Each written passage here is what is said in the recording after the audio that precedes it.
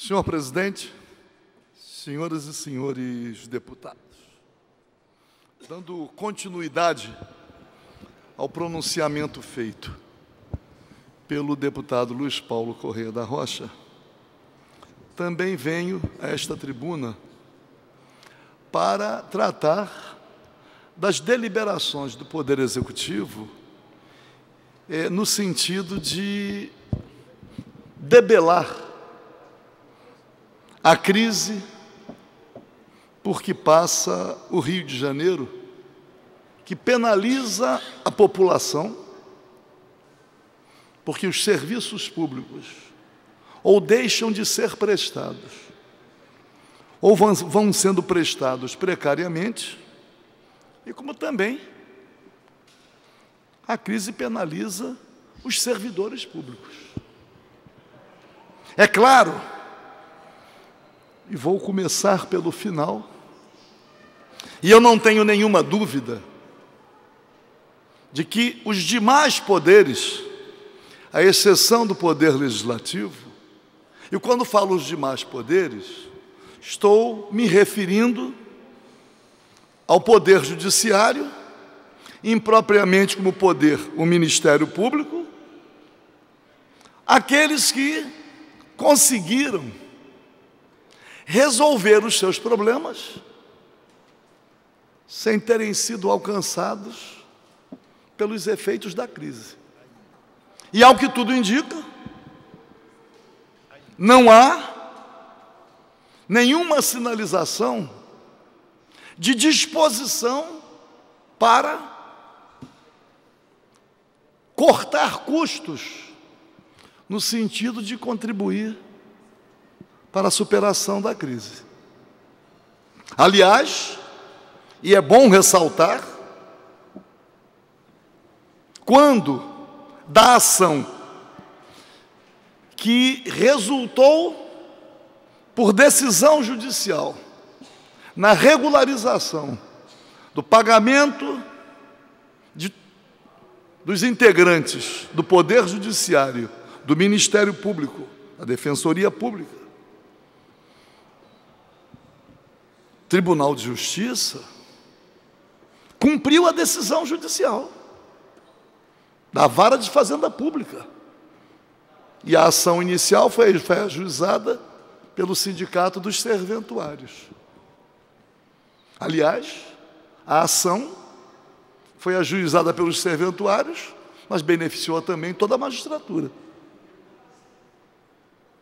Agora, igual ação proposta pela FASP, Federação das Associações e Sindicatos dos Servidores Públicos, mesmo depois de uma deliberação do Supremo Tribunal Federal,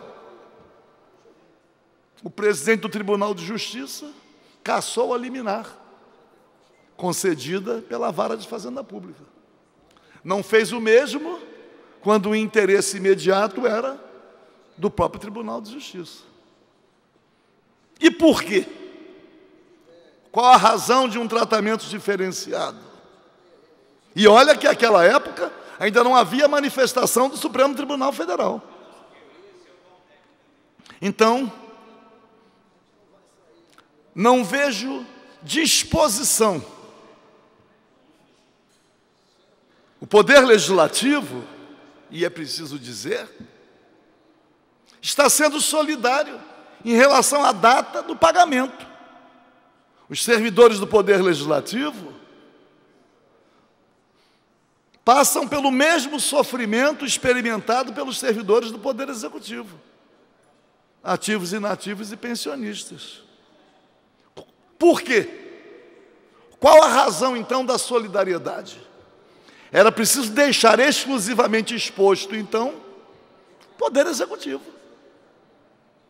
Porque a situação por que passa ao Estado, a responsabilidade exclusiva é do Poder Executivo. Arrecadou mal com renúncias fiscais.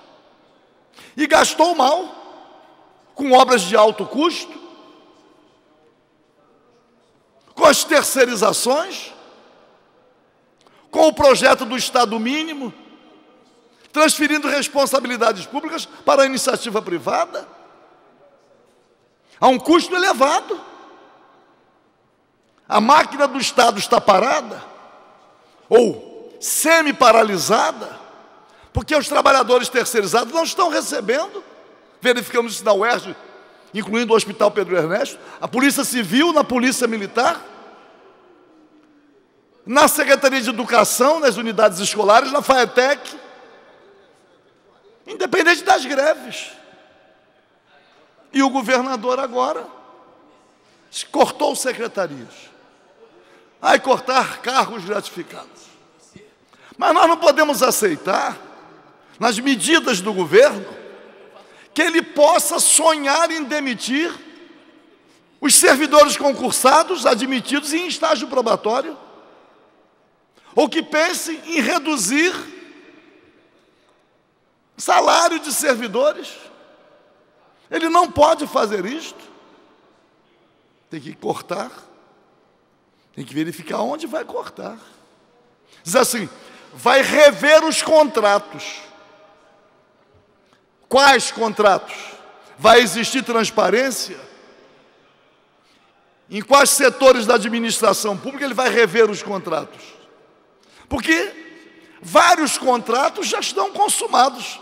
As obras já foram realizadas, superfaturadas e os pagamentos feitos.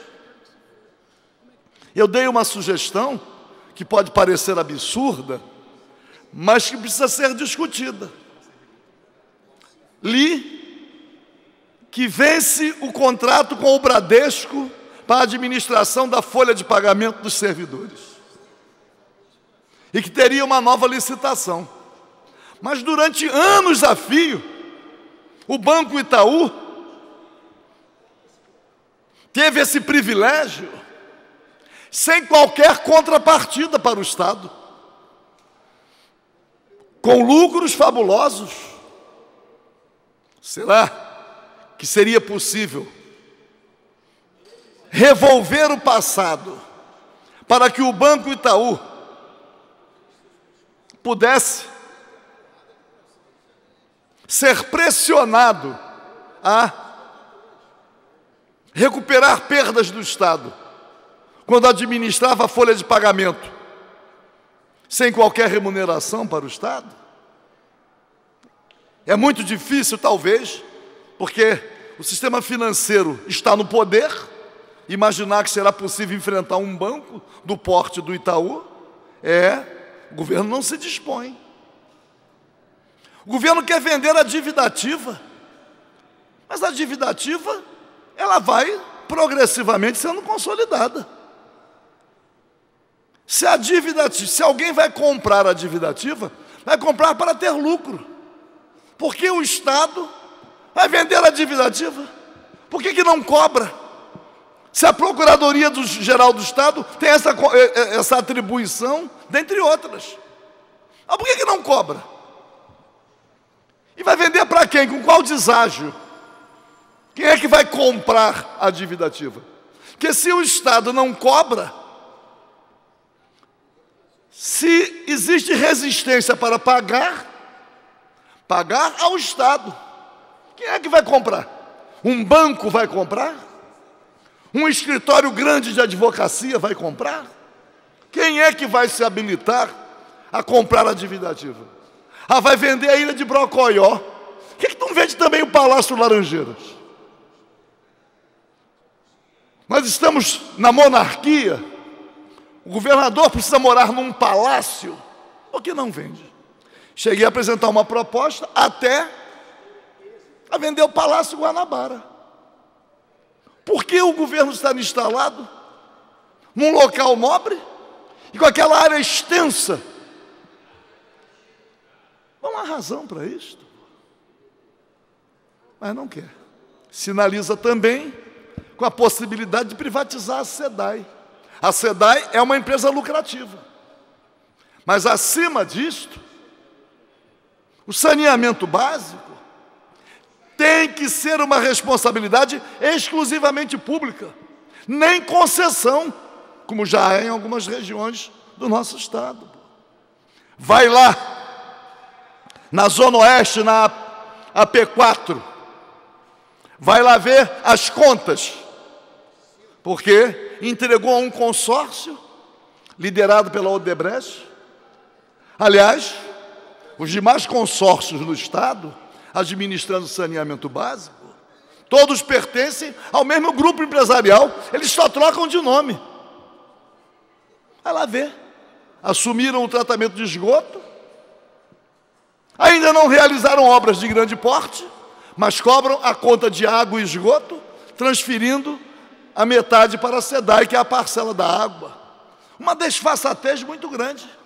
E o valor da conta crescendo astronomicamente. Uma população, uma parcela de baixa renda, vai tendo a água cortada. Será que é esse o caminho? Então, é preciso que o governo explicite quais são os contratos, como vai ser repactuado, qual o caminho que ele quer seguir. Então, senhor presidente, deputado Luiz Paulo Corrêa da Rocha, na fase final do pronunciamento que fez, se referiu ao Poder Judiciário, ao Ministério Público. É tudo uma caixa preta. Nós conhecemos a folha de pagamento do Judiciário. Nós conhecemos o valor das pensões e das aposentadorias do Ministério Público. Não. Transmitiu para mim o presidente do Rio Previdência que eles só mandam a conta. E o Rio Previdência transfere o valor. Nem o Rio Previdência tem ciência da relação de aposentados e pensionistas. Não tem possibilidade do Rio Previdência de fazer o que faz com os aposentados do Poder Executivo, tendo que comparecer, comprovação de que o aposentado está vivo. Não tem como, pô. Não tem como. Então, senhor presidente, eu quero crer que a situação é grave, mas o governo ainda não demonstrou claramente quais as despesas que ele quer cortar.